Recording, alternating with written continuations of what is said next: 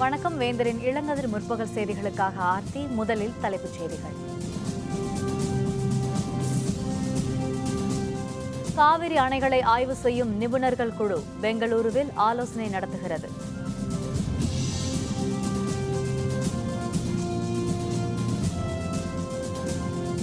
காவிரி மேலாண்மை வாரிய பிரச்சினையில் மத்திய அரசுக்கு கண்டனம். மு.க. ஸ்டாலின் தலைமையில் திமுகவினர் உண்ணாவிரதம்.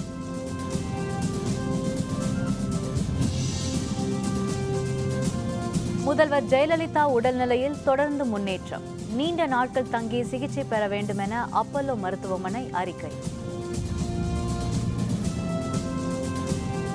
தீவிரவாதிகள் தாக்குதல் அச்சுறுத்தல். விமான நிலையங்களில் கண்காணிப்பு முனைப்பு.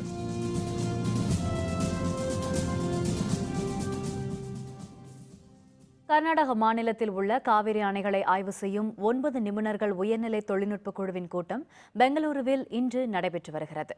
காவிரி நதிநீர் பங்கீடு பிரச்சினை தொடர்பான வழக்கை விசாரித்த உச்சநீதிமன்றம் கர்நாடகம், தமிழகம் ஆகிய இரு மாநிலங்களில் காவிரி படுகையில் உள்ள அணைகளின் நீர் இருப்பு, நீர்வரத்து ஆகியவை தொடர்பான உண்மை நிலவரத்தை கண்டறிய நிபுணர்கள் குழுவை அமைக்குமாறு மத்திய அரசுக்கு உத்தரவிட்டது. இதனையடுத்து மத்திய நீர்வள ஆணையத்தின் தலைவர் G.S. ஷா தலைமையில் நிபுணர்கள் குழுவை மத்திய அரசு அமைத்துள்ளது.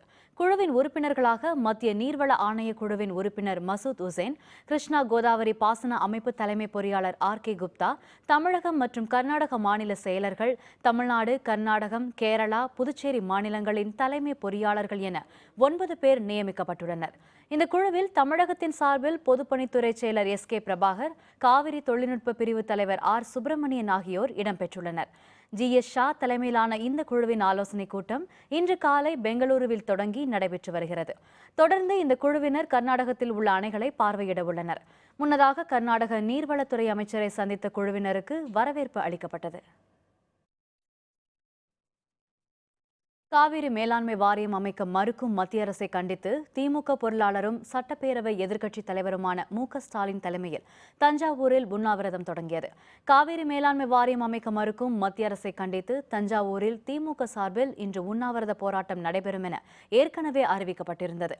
இதையடுத்து தஞ்சாவூர் அஞ்சல் நிலையம் முன்பு ஸ்டாலின் தலைமையில் திமுகவினர் இன்று காலை உண்ணாவிரதம் தொடங்கினர். உண்ணாவிரதத்தில் திமுக துணை பொதுச் செயலர் துரைமுருகன், முன்னாள் மத்திய அமைச்சர்கள் T.R. பாலு, பழனி மாணிக்கம், முன்னாள் தமிழக அமைச்சர் பொன்முடி, விவசாயிகள் சங்க தலைவர் P.R. பாண்டியன் மற்றும் ஏராளமான விவசாயிகளும் பங்கேற்றுள்ளனர்.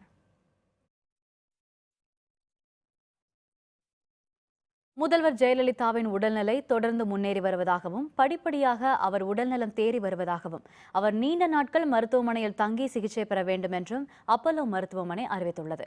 முதல்வரின் உடல்நிலை பற்றி அறிக்கை ஒன்றை நேற்று இரவு அப்பல்லோ மருத்துவமனை வெளியிட்டது. தேவையான நோய் எதிர்ப்பு மருந்துகள், சுவாசிப்பதற்கான உதவி மற்றும் பிற மருத்துவ சிகிச்சைகள் உள்பட விரிவான சிகிச்சைகள் அளிக்கப்பட்டு வருகின்றன என்றும், தீவிர சிகிச்சை பிரிவு மருத்துவர்கள், இதய மருத்துவர்கள், சுவாச பிரச்சினைகளுக்கான மருத்துவர்கள், நோய் தொற்று சிறப்பு மருத்துவர்கள் மற்றும் நீரிழிவு மருத்துவர்களை கொண்ட மருத்துவர் குழுவின் கண்காணிப்பில் முதல்வர் ஜெயலலிதா தொடர்ந்து இருக்கிறார் எனவும் அதில் கூறப்பட்டுள்ளது. விரிவான ஆய்வக மருத்துவ சோதனைகளையும் மருத்துவர்கள் குழுவினர் தொடர்ந்து மேற்கொண்டு வருகின்றனர். மருத்துவமனையில் முதல்வருக்கு அளித்து வரும் சிகிச்சை பற்றி மருத்துவமனைக்கு புதன்கிழமையன்று வந்த தில்லி எய்ம்ஸ் மருத்துவமனையின் நெஞ்சக மருத்துவர் G. கில்னானி, மயக்கவியல் மற்றும் தீவிர சிகிச்சை மருத்துவர் அஞ்சன் ட்ரிகா, இதயவியல் மருத்துவர் பேராசிரியர் நிதிஷ் நாயக் ஆகியோர் விவாதித்ததாகவும் தெரிவிக்கப்பட்டுள்ளது. முதல்வர் ஜெயலலிதாவையும் பரிசோதித்த எய்ம்ஸ் வல்லுநர் குழு மருத்துவர்கள் தற்போது அளிக்கப்பட்டு வரும் சிகிச்சைகள் பற்றியும் திருப்தி தெரிவித்தனர். இந்த குழுவினர் வெள்ளிக்கிழமையும் சென்னையில் தங்கியிருக்கின்றனர். ஏற்கனவே கடந்த 30ஆம் தேதி முதல்வர் ஜெயலலிதாவை பரிசோதித்து சிகிச்சைகளை ஆய்வு செய்த லண்டனைச் சேர்ந்த மருத்துவர் ரிச்சர்ட் ஜான் பியல் வியாழனன்று மீண்டும் ஜெயலலிதாவின் உடல்நிலையை பரிசோதித்தார். முதல்வரின் நீரிழிவு பிரச்சினை, குளிர்கால பிரச்சினைகள் ஆகியவற்றை கருத்தில் கொண்டு விரிவான ஆலோசனைகள் மற்றும் ஆய்வக முடிவுகளின் அடிப்படையில் அப்பல்லோ மருத்துவமனையின் டாக்டர்கள் குழு முதல்வர் ஜெயலலிதாவுக்கான விரிவான சிகிச்சை திட்டம் ஒன்றை வகுத்துள்ளனர். முதல்வர் ஜெயலலிதாவுக்கு தற்போது தொடர்ச்சியாக சுவாசிப்பதற்கான உதவி, நுரையீரல் நீர்க்கோர்ப்புக்கான மருத்துவம், நோய் எதிர்ப்பு மருந்துகள், சத்துக்கள் மற்றும் தேவையான அனைத்து மருத்துவ உதவிகள் உள்ளிட்ட மருத்துவ சிகிச்சை அளிக்கப்பட்டு வருகிறது. முதல்வருக்கு தற்போது அளிக்கப்பட்டு வரும் சிகிச்சைகளையே தொடர்வது என்பதிலும், நீண்ட நாட்கள் அவர் மருத்துவமனையில் தங்கி சிகிச்சை பெற வேண்டும் என்பதிலும் அனைத்து சிறப்பு மருத்துவர்களும் ஒத்த கருத்தை கொண்டிருக்கின்றனர் என்று மருத்துவமனையின் செய்திக்குறிப்பில் தெரிவிக்கப்பட்டுள்ளது.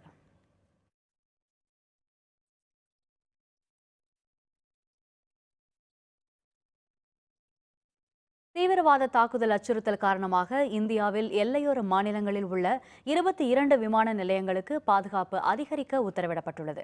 ஜம்மு காஷ்மீரின் யூரியில் தீவிரவாதிகள் நடத்திய தாக்குதலில் 19 இந்திய வீரர்கள் கொல்லப்பட்டனர். இதற்கு பதிலடி தரும் வகையில் பாகிஸ்தான் ஆக்கிரமிப்பு காஷ்மீரில் இந்திய ராணுவம் தாக்குதல் நடத்தியது. இதற்கு மீண்டும் பழிவாங்க தீவிரவாதிகள் தாக்குதல் நடத்தலாம் என அச்சுறுத்தல் நிலவி வருகிறது.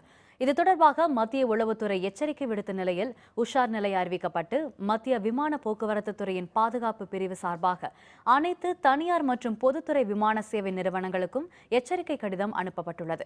தீவிரவாதிகள் தாக்குதல் நடத்த வாய்ப்புள்ளதால் தில்லி, காஷ்மீர், பஞ்சாப், ராஜஸ்தான், குஜராத் உள்ளிட்ட இடங்களில் உள்ள 22 விமான நிலையங்களில் பலத்த பாதுகாப்பு ஏற்பாடு செய்யப்பட்டுள்ளது. இந்த விமான நிலையங்களில் வரும் வாகனங்கள், பயணிகள் உட்பட அனைத்தும் முழுமையான பரிசோதனைக்கு பிறகே செல்ல அனுமதிக்கப்படும். விமான நிலையத்தை சுற்றிலும் காவல்துறையினர் மற்றும் துணை பாதுகாப்பு படையினர் நிறுத்தப்பட்டுள்ளனர்.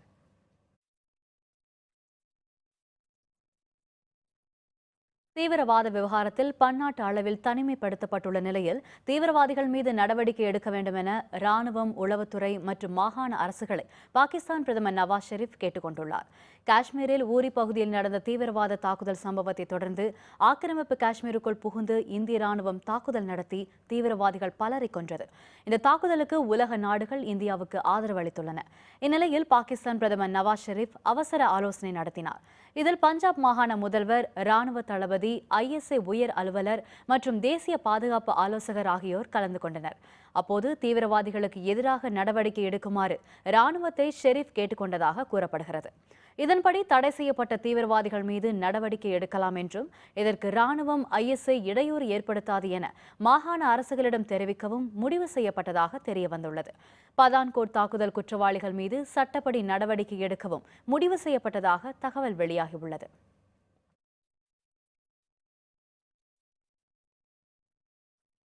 SRM பல்கலைக்கழகத்தில் மருத்துவ மாணவர் சேர்க்கைக்கென ஏமாற்றி பணம் பெற்றுக்கொண்டு காணாமல் போன மதனை கண்டுபிடித்து கைது செய்ய காவல்துறைக்கு மேலும் அவகாசம் வழங்கியுள்ள நீதிமன்றம் விசாரணையை வரும் 24ஆம் தேதிக்கு ஒத்திவைத்தது.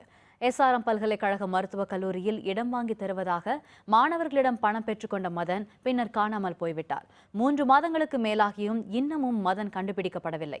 இந்த நிலையில் மதனை கண்டுபிடிக்க வேண்டும் என அவருடைய தாய் தாக்கல் செய்த ஆள்கொணர்வு மனுவும், பணம் பெற்று மோசடி செய்ததாக மாணவர்கள் தொடர்ந்த வழக்கும் நேற்று மீண்டும் உயர்நீதிமன்றத்தில் நீதிபதிகள் ஜெயச்சந்திரன், பார்த்திபன் ஆகியோர் முன் விசாரணைக்கு வந்தன. மதனை கண்டுபிடிப்பது தொடர்பாக மேற்கொண்டுள்ள நடவடிக்கைகள் பற்றி இடைக்கால அறிக்கை ஒன்றை காவல்துறையினர் அளித்தனர்.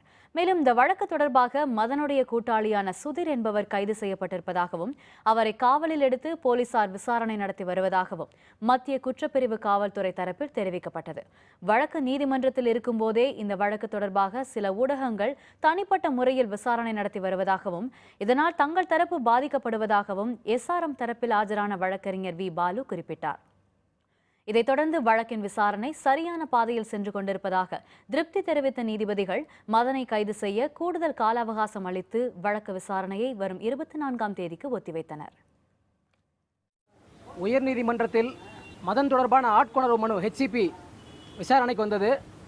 நீதியரசர்கள் M. ஜெயச்சந்திரன், நீதியரசர் பாஸ்கரன் அவர்களோட முன்னிலையில் விசாரணைக்கு வந்தது. அதில் இன்வெஸ்டிகேஷனில் நாங்கள் சாட்டிஸ்ஃபைடாக இருக்கோம். You cannot expect magic from police. Police are doing their duty அப்படின்னு சொல்லியிருக்காங்க. அதாவது CBIயில் மாற்ற கோரிய வழக்குக்கும் சம்பந்தமாகவும் சொல்லியிருக்காங்க. அதாவது போலீஸ் வந்து தன்னுடைய கடமையை சரியாக செய்வதாக தான் எங்களுக்கு தெரியுது அப்படின்னு சொல்லிட்டு எங்கள் SRMோட தரப்பில் SRMோட பேரை கெடுக்கிற நோக்கத்திலேயே நிறையா ட்ரையல் பை மீடியா நடக்குது. இதை வந்து கண்டிப்பாக அவாய்ட் பண்ணணும். இதனுடைய நட்பெயருக்கு ஊக்குவிக்கிற அளவுக்கு ட்ரையல் பை மீடியா தொடர்ந்து நடந்து கொண்டே இருக்கிறது. எங்களுடைய உண்மையான வாதத்தை நாங்கள் ஒப்பன் சொல்லியிருக்கோம். அவங்க வந்து எங்களை இம்ப்ளீட் பண்ணணும்னு சொல்லி கேட்டிருக்காங்க. இப்போ 24/9/10/2016 அன்னைக்கு திரும்ப கேஸை போஸ்ட் பண்ணியிருக்காங்க. ஜம்மு காஷ்மீர் மாநிலம் பூஞ்ச் எல்லையில் போர் நிறுத்த ஒப்பந்தத்தை மீறி பாகிஸ்தான் ராணுவம் இன்று காலை முதல் கடும் பீரங்கி தாக்குதல் நடத்தி வருகிறது. இந்தியா, பாகிஸ்தான் நாடுகளிடையே 2003ஆம் ஆண்டு நவம்பர் மாதம் முதல் போர் நிறுத்த ஒப்பந்தம் நடைமுறைக்கு வந்தது. இந்நிலையில் கடந்த செப்டம்பர் மாதம் 28ஆம் தேதி பாகிஸ்தானுக்குள் புகுந்து தீவிரவாத முகாம்கள் மீது இந்திய ராணுவம் நடத்திய துல்லிய தாக்குதலுக்கு பதிலடியாக காஷ்மீர் எல்லையில் பாகிஸ்தான் ராணுவம் பீரங்கி மற்றும் துப்பாக்கிச்சூடு நடத்தி வருகிறது. இன்று அதிகாலையில் பூஞ்ச் எல்லையில் உள்ள மால்டா பகுதியில் மார்டர் பீரங்கிகள் மற்றும் துப்பாக்கிகள் மூலம் பாகிஸ்தான் ராணுவம் தாக்குதல் தொடுத்தது. அதே வகை ஆயுதங்கள் மூலம் இந்திய ராணுவமும் தக்க பதிலடி கொடுத்தது. எல்லைவாழ் மக்களை குறிவைத்து பாகிஸ்தான் நடத்தி வரும் இதுபோன்ற தாக்குதல்களால் அங்கு தொடர்ந்து பதற்றம் நீடித்து வருகிறது. மேட்டூருக்கு நீர்வரத்து குறைந்தது. பாசனத்துக்கு தொடர்ந்து தண்ணீர் வருமா? விவரம் விளம்பர இடைவேளைக்கு பிறகு.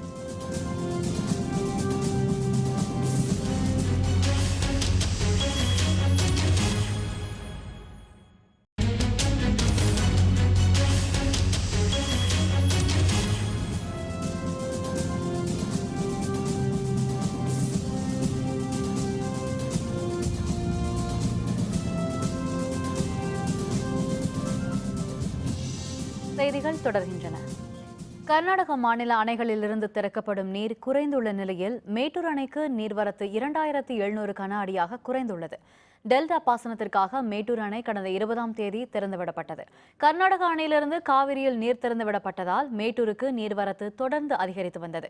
இந்நிலையில் கர்நாடக அரசு நீர் திறப்பை குறைத்துள்ளதால் அணைக்கு நேற்று 4615 கன அடியாக இருந்த நீர்வரத்து தற்போது 2700 கன அடியாக குறைந்துள்ளது. மேட்டூர் அணையின் நீர்மட்டம் 73.04 அடியாகவும் நீர் இருப்பு 35.36 டிஎம்சியாகவும் உள்ளது. அணைக்கு நீர்வரத்து 2718 கன அடியாக குறைந்துள்ளது. மேட்டூர் அணையிலிருந்து டெல்டா பாசனத்திற்காக வினாடிக்கு 12,000 கன அடி தண்ணீர் தற்போது வெளியேற்றப்படுகிறது.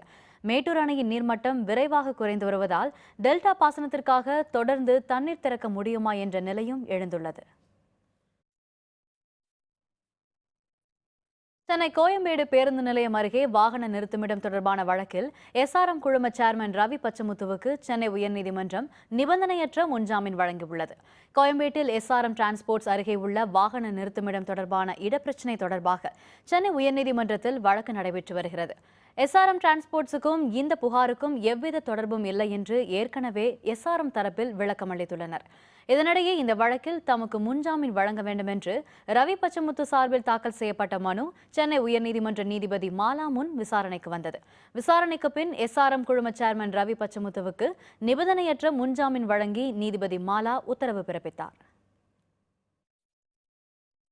திரு ரவி பச்சமுத்து அவர்கள் மீது தொடுக்கப்பட்டிருந்த வழக்கில் கோயம்பேடு பேருந்து நிலையம் அருகே ஆக்கிரமிக்கப்பட்டிருந்ததாக சொல்லப்பட்ட நிலம் சம்பந்தமாக அந்த நிலத்திற்கும் எங்களுக்கும் எந்த சம்பந்தமும் இல்லை என்ற பிரமாண வாக்குமூலத்தை நீதிமன்றத்தில் பதிவு செய்துவிட்டு அதன்படி அந்த இடத்தில் எங்களுக்கு எந்த விதமான தொடர்பு இல்லை என்பதாக மனுதாரர் தெரிவித்ததனுடைய அடிப்படையில் நீதிமன்றம் அவருக்கு முன்ஜாமீன் வழங்கி உத்தரவிட்டிருக்கிறது.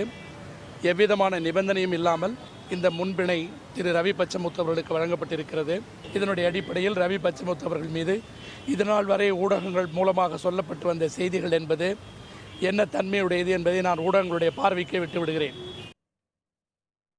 திருநெல்வேலி மாவட்டம் கடையநல்லூரில் கைது செய்யப்பட்ட ஐஎஸ் தீவிரவாதியை இன்று குற்றாலம் மற்றும் கடையநல்லூர் பகுதிகளுக்கு அழைத்து வந்து தேசிய புலனாய்வு அமைப்பினர் விசாரணை நடத்தினர். கேரளம் மற்றும் கோவையில் ஐஎஸ் தீவிரவாத அமைப்பைச் சேர்ந்த தீவிரவாதிகள் பலர் கைது செய்யப்பட்டனர். அவர்கள் அளித்த தகவலின் பேரில் நெல்லை மாவட்டம் கடையநல்லூரில் உறவினர் வீட்டில் பதுங்கியிருந்த சுபஹானி என்பவரை தேசிய புலனாய்வு முகமை அலுவலர்கள் கடந்த சில நாட்களுக்கு முன் கைது செய்தனர். சுபஹானி கேரள மாநிலம் தொடுபுழாவைச் சேர்ந்தவர். கடையநல்லூரைச் சேர்ந்த பெண்ணை 5 ஆண்டுகளுக்கு முன் திருமணம் செய்து கொண்ட இவர் அங்குள்ள நகைக்கடையில் கடந்த 4 மாதமாக பணிபுரிந்து வந்திருக்கிறார். அவரை முதல் கட்டமாக கொச்சிக்கு அழைத்துச் சென்று விசாரித்த அலுவலர்கள் இன்று குற்றாலத்துக்கும் பின்னர் கடையநல்லூருக்கும் அழைத்து வந்து அவர் சிம் கார்டு வாங்கிய கடை, வெடிப்பொருட்கள் வாங்கியது குறித்து விசாரணை நடத்தினர்.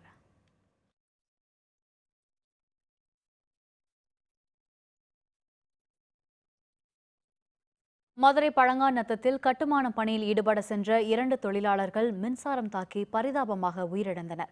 பழங்காநத்தம் அருகே உள்ள விகேபி நகரைச் சேர்ந்தவர் அன்னபூரணி. இவரது வீட்டில் கட்டுமான பணிகளை மேற்கொள்ள ராமச்சந்திரன், சண்முகம் ஆகிய 2 தொழிலாளர்கள் இன்று காலை சென்றனர். அப்போது மாடிப்பகுதியில் தாழ்வான நிலையில் இருந்த உயரழுத்த மின்சார கம்பி இருவர் மீது மோதியது. இதில் மின்சாரம் தாக்கி 2 பேரும் பரிதாபமாக உயிரிழந்தனர். இந்த நிகழ்வால் அச்சமடைந்த அப்பகுதி தாழ்வான பகுதியில் நிறுவப்பட்ட மின்சார கம்பியை அப்புறப்படுத்த மின்சார வாரியத்திற்கு பலமுறை புகார் தெரிவித்ததாக கூறினர். இருப்பினும் மின்கம்பி அகற்றப்படவில்லை என்றும் தாழ்வான மின்சார கம்பியில் இருந்து மின்சாரம் தாக்கி இதுவரை 5 பேர் உயிரிழந்துள்ளதாக பழங்காநத்தம் பகுதி மக்கள் வருத்தத்துடன் தெரிவித்தனர்.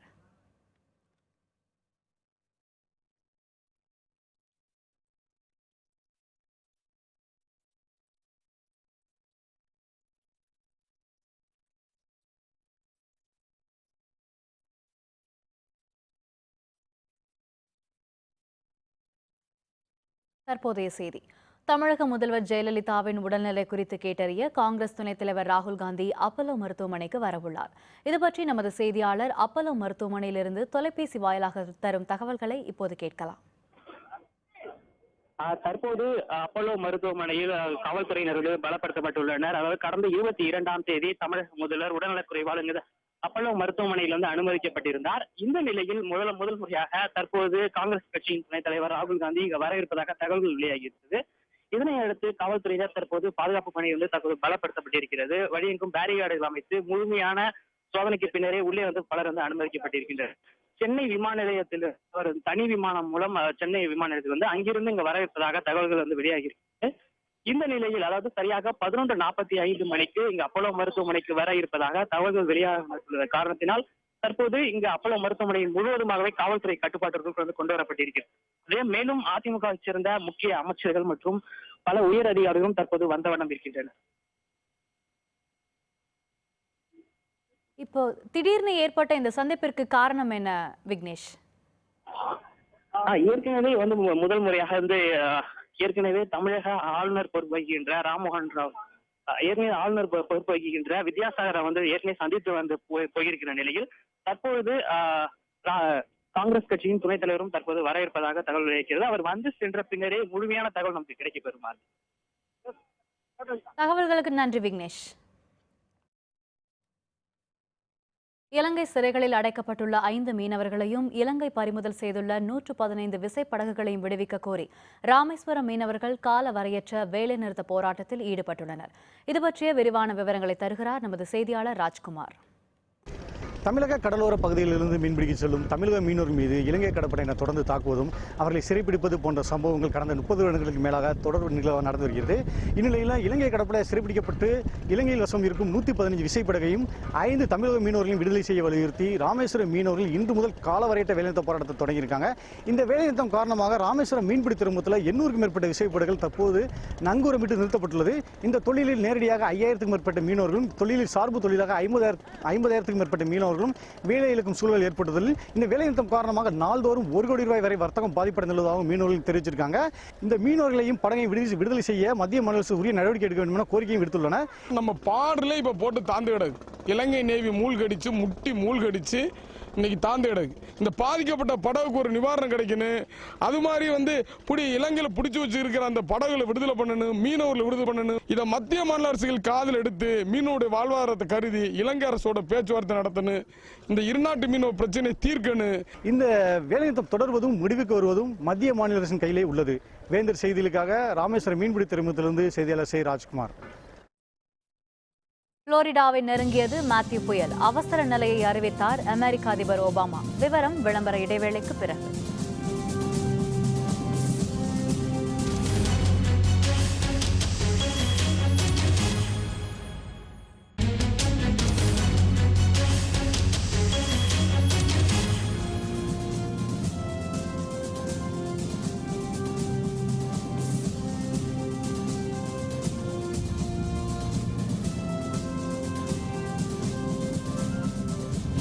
செய்திகள் தொடர்கின்றன. இனி அயலக செய்திகள்.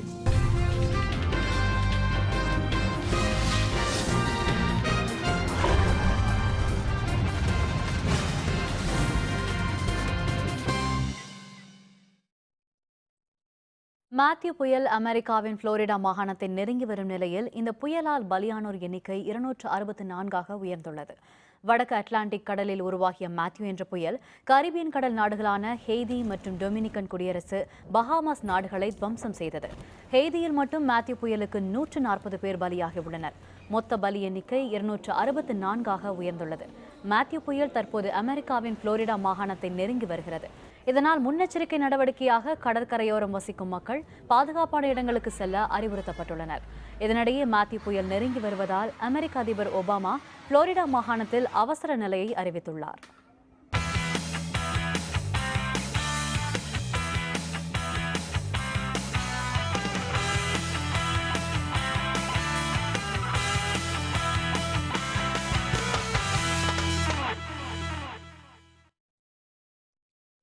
இந்தியன் சூப்பர் லீக் கால்பந்து தொடரின் லீக் ஆட்டத்தில் தில்லி அணி 3-1 என்ற கோல் கணக்கில் நடப்பு சாம்பியனான சென்னை அணியை வீழ்த்தியது. இந்தியன் சூப்பர் லீக் கால்பந்து தொடரின் 6வது லீக் ஆட்டம் சென்னை நேரு திடலில் நேற்று இரவு நடைபெற்றது. இதில் சென்னை அணி தில்லி அணியுடன் மோதியது. நடப்பு சாம்பியனான சென்னை அணி இந்த சீசனில் சொந்த மண்ணில் விளையாடிய முதல் போட்டி என்பதால் ரசிகர்கள் மிகுந்த எதிர்பார்ப்புடன் போட்டியை காண திரண்டனர். ஆட்டத்தின் 26வது நிமிடத்தில் கிடைத்த பெனால்டி வாய்ப்பை பயன்படுத்திக் கொண்ட தில்லி அணி முதல் கோலை அடித்தது. மார்செலோ பெரேரா இந்த கோலை அடித்தார். இதனைத் தொடர்ந்து 32வது நிமிடத்தில் சென்னை அணி தனது முதல் கோலை பதிவு செய்தது. டுடு உமாக்பமி மிகவும் நேர்த்தியாக இந்த கோலை அடித்தார். இதையடுத்து 34 மற்றும் 84வது நிமிடங்களில் தில்லி அணி அடுத்தடுத்து கோல் அடித்து தனது வெற்றியை உறுதி செய்தது. இதனால் தில்லி அணி 3-1 என்ற கோல் கணக்கில் சென்னை அணியை வீழ்த்தி வெற்றியுடன் சீசனை தொடங்கியுள்ளது.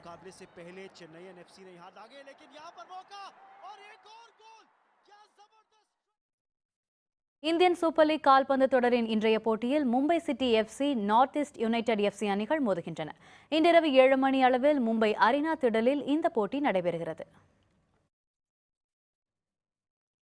மீண்டும் தலைப்புச் செய்திகள். காவிரி அணைகளை ஆய்வு செய்யும் நிபுணர்கள் குழு பெங்களூருவில் ஆலோசனை நடத்துகிறது.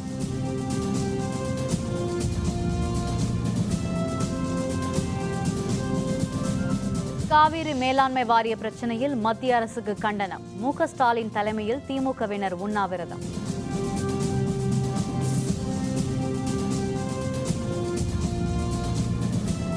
முதல்வர் ஜெயலலிதா உடல்நிலையில் தொடர்ந்து முன்னேற்றம். நீண்ட நாட்கள் தங்கி சிகிச்சை பெற வேண்டும் என அப்பல்லோ மருத்துவமனை அறிக்கை. தீவிரவாதிகள் தாக்குதல் அச்சுறுத்தல். விமான நிலையங்களில் கண்காணிப்பு முனைப்பு.